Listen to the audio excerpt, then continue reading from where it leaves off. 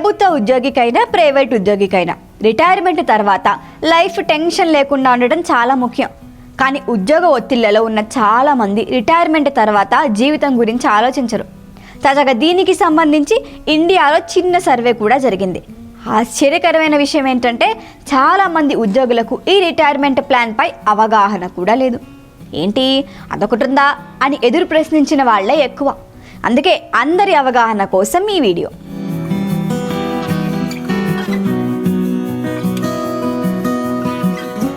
National pension system NPS ఇదొక ప్రభుత్వ రంగ retirement scheme. Pension fund regulatory and development authority దీన్ని నియంత్రిస్తుంది. నిజానికి ఇదొకప్పుడు ప్రభుత్వ ఉద్యోగుల కోసం మాత్రమే. 2009 నుంచి దేశ పౌరులందరికీ వర్తించేలా NPSను అందుబాటులోకి తీసుకొచ్చారు. అయితే NPS మాత్రమే ఎందుకు తీసుకోవాలి? దీనికి సమాధానం చాలా సులువు. సరైన రిటైర్మెంట్ ప్లానింగ్ కోసం NPS అవసరం. రిటైర్మెంట్ తర్వాత కూడా ట్యాక్సులు కడుతూ ఉండలేం కదా. ఈ కోణంలో కూడా ఇది చాలా చక్కగా పనిచేస్తుంది అన్నమాట. ఇందులో 2 రకాలు ఉన్నాయి, టైర్ 1 ప్లాన్, టైర్ 2 ప్లాన్. ముందుగా టైర్ 1 సంగతి చూద్దాం. ఇందులో 18 ఏళ్ల నుంచి 70 ఏళ్ల వయసున్న భారతీయులందరూ ఖాతాలు తీసుకోవచ్చు. జస్ట్ 500 రూపాయలతో ఈ అకౌంట్ను ఓపెన్ చేయొచ్చు. అదేవిధంగా మెయింటైన్ చేయడానికి ఏడాదికి కనీసం 500 కడితే సరిపోతుంది. అయితే ఇక్కడ కొన్ని కండిషన్లు ఉన్నాయి. మనం పెట్టే డబ్బును 3 ఏళ్ల వరకు వెనక్కి తీసుకోవటానికి కుదరదు. ఆ తర్వాత కూడా పాక్షిక విత్డ్రా మాత్రమే అనుమతిస్తారు. ఎందుకంటే ఇంతకు ముందు చెప్పుకున్నట్టు ఇది పెన్షన్ స్కీమ్ కాబట్టి 60 ఏళ్ళు నిండిన తర్వాత మాత్రమే దీని ఫలాలు అందుతాయి. ఇక టైర్ 2 గురించి చెప్పుకుందాం. ఇది పెన్షన్ స్కీమ్కు ఇన్వెస్ట్మెంట్ ఆప్షన్ యాడ్ చేసిన రకం అన్నమాట. మినిమం 1000 రూపాయలతో ఈ అకౌంట్ ఓపెన్ అవుతుంది. ఇందులో ఎంతైనా జమ చేసుకోవచ్చు. పైగా లాక్-ఇన్ పీరియడ్ కూడా ఉండదు. నచ్చినప్పుడు తీసుకోవచ్చు. కాకపోతే అకౌంట్ పొందాలంటే ముందుగా టైర్ 1లో సభ్యులై ఉండాలి అనేది నిబంధన. మిగతా ఫండ్స్తో పోలిస్తే ఇది అత్యంత సురక్షితం. ఎందుకంటే భారతీయ pension fund regulatory and development authority దీన్ని పరిరక్షిస్తుంది. అయితే ఇక్కడ కూడా ఖాతాదారుడికి కొన్ని వెసులుబాట్లు, ఆప్షన్లు ఇచ్చింది NPS. అదేంటంటే ఈ స్కీమ్లో ఫండ్ మేనేజర్ను మనమే ఎంపిక చేసుకోవచ్చు. NPS కింద గుర్తింపు పొందిన 10 మంది ఫండ్ మేనేజర్లలో ఒకరిని సెలెక్ట్ చేసుకోవచ్చు. మరో ఆప్షన్ ఏంటంటే మనం కట్టే డబ్బులు ఎక్కడ పెట్టుబడి పెట్టాలి అనే అంశాన్ని కూడా మనమే డిసైడ్ చేసుకోవచ్చు. అంత అవగాహన లేదనుకుంటే ఆటో చాయిస్ ఎంపిక చేసుకుంటే సరి.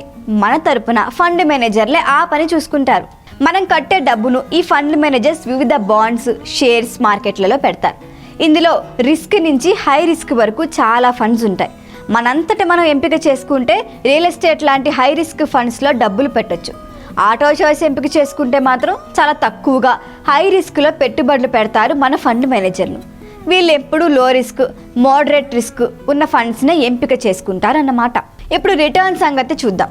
మనకి 60 ఏళ్ళు వచ్చిన తర్వాత NPS నుంచి 60% మాత్రమే మనం విత్డ్రా చేసుకోగలం. మిగతా 40% యాన్యుటీ కిందకి వెళ్తుంది. ఆ 40%కి సగటున 6 నుంచి 7% వడ్డీ ప్రతి నెల మనకు రిటర్న్స్ అందిస్తారన్నమాట. NPS పై కొంతమంది విముఖత చూపటానికి ప్రధాన కారణం ఇదే.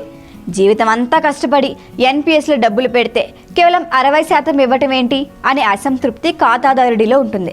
కానీ ఉద్యోగ విరమణ తర్వాత జీవితం సాఫీగా సాగాలంటే ఆ మిగిలిన 40% యాన్యుటీ కూడా అవసరమే కదా. అయితే ఇక్కడ కూడా మరో అసంతృప్తి ఉంది. అప్పటి ఖర్చులకి తగ్గట్టు యాన్యుటీ నుంచి రిటర్న్స్ వస్తాయా అనేది చాలా మంది సందేహం. నిజమే, 60% డబ్బు వెనక్కి తీసేసిన తర్వాత మిగతా 40% నుంచి భారీ రిటర్న్స్ రావాలంటే కష్టమే.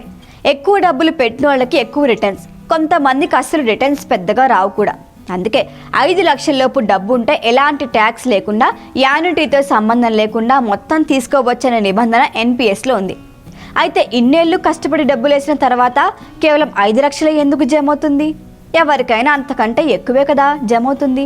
కొంతమంది నుంచి ఈ కంప్లైంట్ కూడా ఉంది. ఓవరాల్గా చూసుకుంటే NPS మంచిదనే వాళ్లే ఎక్కువ మంది. ఈ వీడియో మీ అవగాహన కోసం మాత్రమే చేసింది కాబట్టి ఆర్థిక నిపుణుల సలహా తీసుకుని మీరే ఓ నిర్ణయం తీసుకోండి.